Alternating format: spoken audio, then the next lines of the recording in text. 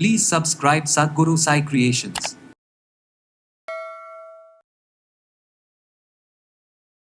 பித்தப்பையில் கற்கள் உருவாகுது அப்படின்னா என்ன காரணங்களால் நமக்கு உருவாகுதுன்றதை நம்ம ஃபஸ்ட்டு தெரிஞ்சுக்கணும். கொழுப்புகளோ இல்லை கால்சியம்ஸோ நிறைய டாக்ஸின்ஸ் நம்ம உடலில் சேர்ந்து இல்லைன்னா பித்த நீர் அதிகமாக செக்ரிட்டாய் அதிலே தேக்கம் ஏற்பட்டு பித்தப்பையிலே தேக்கம் ஏற்பட்டு அதனால் அது வந்து கற்களாக நமக்கு மாற்றம் ஏற்படுது.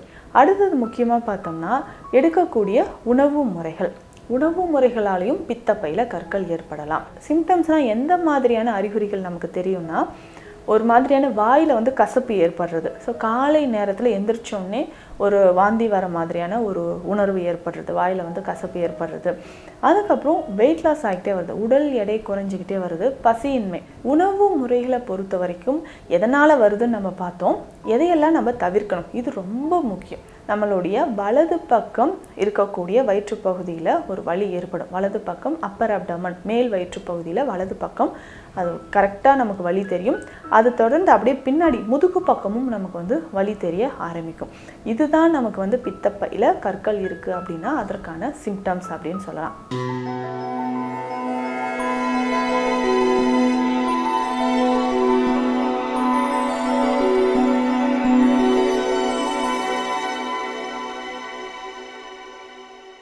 சத்குரு சாய் கிரியேஷன் வியூவர்ஸ் அனைவருக்கும் வணக்கம். நான் டாக்டர் நித்யா, சித்தா ஃபிசிஷியன். கல்லீரலில் நிறைய பிரச்சனைகள் ஏற்படுது. இதில் முக்கியமாக பார்த்தோம்னா கால் பிளாடர் ஸ்டோன், பித்தப்பையில் கற்கள். இது வந்து எளிமையாக நம்ம உணவு முறை மூலமாகவோ இல்லை இயற்கை மருந்துகள், சித்த மருந்துகள் மூலயமாகவோ இதை நம்ம சரியாக்க முடியுமா?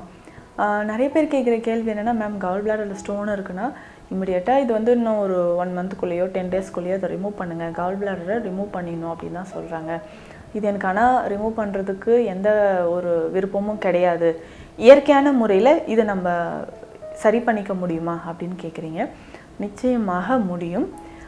இப்போ பித்தப்பையில் கற்கள் உருவாகுது அப்படின்னா என்ன காரணங்களால் நமக்கு உருவாகுதுன்றதை நம்ம ஃபஸ்ட்டு தெரிஞ்சுக்கணும். பொதுவாக பெண்களுக்கு இது அதிகமாக ஏற்படுதுன்னு சொல்லலாம்.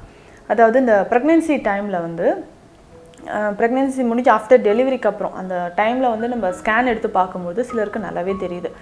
அப்போ எனக்கு இதுக்கு முன்னாடி வரைக்கும் எந்த சிம்டம்ஸும் தெரியல, இப்போ வந்து நான் ஸ்கேன் எடுத்து பார்க்கும்போது கால் பிளாடரில் ஸ்டோன் இருக்குன்னு சொல்லியிருக்காங்க அப்படின்னு.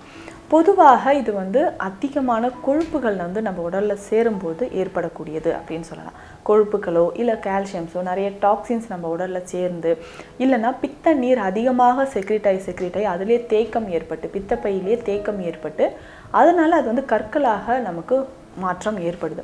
கிட்டத்தட்ட இது வந்து 1 வருடத்துக்கு மேலாக தான் நமக்கு இந்த ப்ராசஸ் கொஞ்சம் கொஞ்சமாக நடக்கும். ஒன்ஸ் நம்ம வந்து பித்தப்பையில் கல் இருக்குது அப்படின்னு ஸ்கேன் எடுத்து பார்த்து டயக்னோஸ் பண்ணுறோம் அப்படின்னா இது வந்து 1 வருடமோ இல்லை 2 வருடத்துக்கு முன்னாடியே நமக்கு வந்து கொஞ்சம் கொஞ்சமாக நமக்கு பித்தப்பையில் இது எல்லாமே சேர்ந்து உருவானது அப்படின்னு சொல்லலாம். அடுத்தது முக்கியமாக பார்த்தோம்னா எடுக்கக்கூடிய உணவு முறைகளாலையும் பித்தப்பையில் கற்கள் ஏற்படலாம். தண்ணீர் சரியாக குடிக்காமல் இருக்கிறது. இன்றைய காலகட்டத்தில் அவசரமான உலகத்தில் தண்ணீர் குடிக்கிறது கூட நம்ம வந்து மறந்து போயிடுறோம் அப்படின்னு சொல்கிறோம். ஸோ தண்ணீர் சரியாக குடிக்காமல் இருக்கும்போது நமக்கு இந்த பித்தப்பையில் கற்கள் வந்து ஏற்படுது. அதுக்கப்புறம் நிறைய ஃபைபர் சார்ந்த உணவுகள் எடுக்காமல் இருந்தாலும் பித்தப்பையில் கற்கள் ஏற்படுது. கொழுப்பு சார்ந்த உணவுகள் நிறைய எடுக்கிறோம். ஸோ இந்த ஃபேட் கண்டென்ட் நிறைய சாப்பிட்டுக்கிட்டே வரும்போது பார்த்தோம்னா இதுலேயுமே வந்து பார்த்தோம்னா இந்த ஃபேட்டில் வந்து எல்டிஎல் கொலஸ்ட்ரால் அதிகமாக இருக்கக்கூடிய உணவுகள் எடுக்க என்ன ஆகும்னா, இது ஆல்ரெடி நம்மளுடைய பித்த நீர் வந்து கொஞ்சம் திக்காக தான் இருக்குன்னு வச்சுக்கோங்க. ஸோ அந்த டைமில் இன்னும் நம்ம ஃபேட் கண்டென்ட் அதிகமாக எடுக்கும்போது அதனோடு சேர்ந்து இது கற்களாக உருவாக நிறைய வாய்ப்புகள் இருக்குது. சிலருக்கு வந்து ஸ்டோன் சொல்லியிருப்பாங்க 2 to 3 கால்குலைஸ் அப்படின்ட்டு. Largest 1 7 mm, 8 mm, 12 mm. So இந்த மாதிரி சைஸ் வந்து அதில் போட்டிருப்பாங்க. ஸோ மல்டிபிள் கால்குலை அப்படின்னு போட்டிருப்பாங்க. இன்னும் நிறைய கற்கள் குட்டி குட்டியாக அதில் வந்து பித்தப்பையில் கற்கள் சேர்ந்துருக்கு அப்படின்னு. ஸோ இது என்ன ஆகும்னா, அந்த நிறைய பேர் கேட்குற சந்தேகம், மேம் இப்போ வந்து கல் இருக்குது, எனக்கு வந்து அது வெளியில் வந்து இந்த நெக்கில் மாட்டிக்குமோ அப்படின்னு சொல்கிறாங்க. அந்த கால் பிளாடர், கால் டக்ட் அப்படின்னு சொல்லுவாங்க, அந்த இடத்துல மாட்டிக்குமோ, இது கீழே இறங்கி வந்து பேன்க்ரியாஸ்குள்ளே போகிறதுக்கு வாய்ப்பு இருக்கா, அதனால் இமிடியேட்டாக எனக்கு வந்து சர்ஜரி பண்ணி ரிமூவ் பண்ண சொல்லியிருக்காங்க, ஸோ என்ன பண்ணலாம் அப்படின்ற மாதிரியான கேள்வி இருக்கும். இன்னும் ஒரு சிலருக்கு என்ன ஆகும்னா, சிம்டம்ஸ் தெரியும், சிலருக்கு சிம்டம்ஸே தெரியாது. சிம்டம்ஸ்னால் எந்த மாதிரியான அறிகுறிகள் நமக்கு தெரியும்னா, ஒரு மாதிரியான வாயில் வந்து கசப்பு ஏற்படுறது. ஸோ காலை நேரத்தில் எந்திரிச்சோடனே ஒரு வாந்தி வர மாதிரியான ஒரு உணர்வு ஏற்படுறது, வாயில் வந்து கசப்பு ஏற்படுறது. அதுக்கப்புறம் வெயிட் லாஸ் ஆகிட்டே வருது, உடல் எடை குறைஞ்சிக்கிட்டே வருது, பசியின்மை, மந்தமாகவே இருக்கிறது, பசியின்மை வந்து நமக்கு ஏற்படுறது. எந்த உணவு சாப்பிட்டாலும் கொஞ்சம் ஒரு 2 வாய் 3 வாய் சாப்பிட்டேன், வயிறு உப்புசமாக தெரியுது.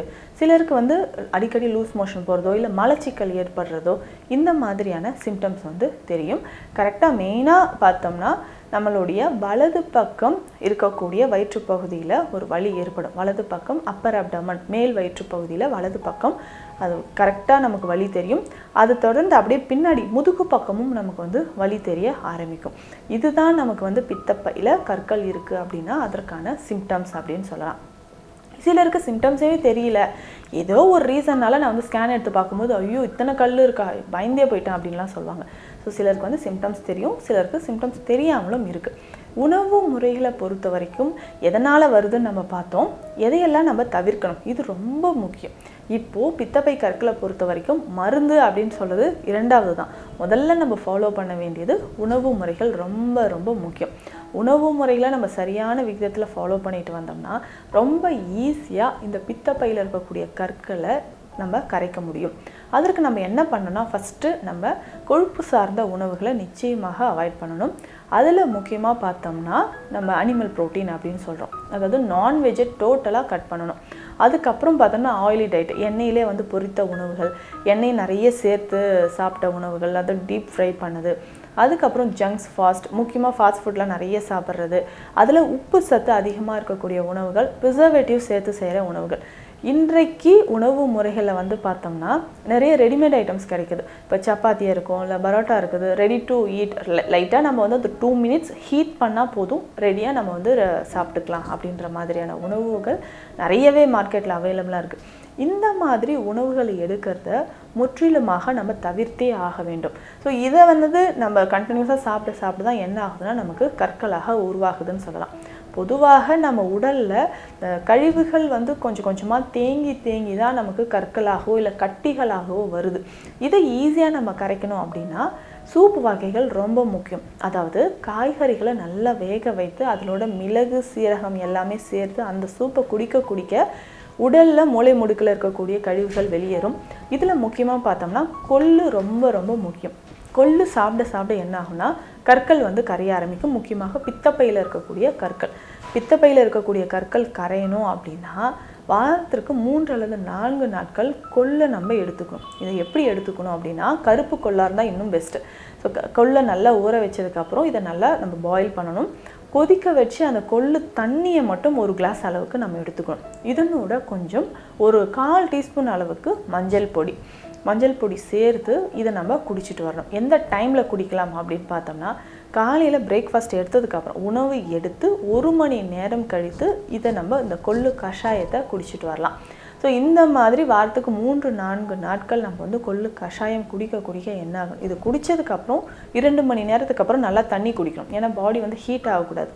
இந்த மாதிரி நம்ம கொள்ளு கஷாயத்தை குடிக்கும்போது நம்ம பித்தப்பையில் இருக்கக்கூடிய கற்கள் கொஞ்சம் கொஞ்சமாக கரைய ஆரம்பிக்கும். அதுக்கப்புறம் பார்த்தோம்னா பீர்க்கங்காய். நமக்கே தெரியும் இந்த பீர்க்கங்காயில் இருக்கக்கூடிய ஆற்றல், ஒரு நீர்ச்சத்து நிறைந்திருக்கக்கூடிய ஒரு காய்கறி அப்படின்னு சொல்லலாம். பொதுவாக நம்ம உடலில் கற்கள் இருந்துச்சுன்னா நீர்ச்சத்து இருக்கக்கூடிய காய்கறிகளை நம்ம உணவில் நிறைய சேர்த்துக்கலாம். வெள்ளை பூசணிக்காய், சுரைக்காய், அந்த மாதிரி தான் இந்த பீர்க்கங்காய். இதனோட கொஞ்சம் சீரகம், ஒரு 2 சிட்டிகை உப்பு சேர்த்து இதை மிக்சியில் போட்டு நல்லா ஜூஸ் மாதிரி நல்லா அரைச்சி எடுத்துக்கணும். இதுக்கப்புறம் நம்ம இதை ஃபில்டர் பண்ணிக்கலாம்.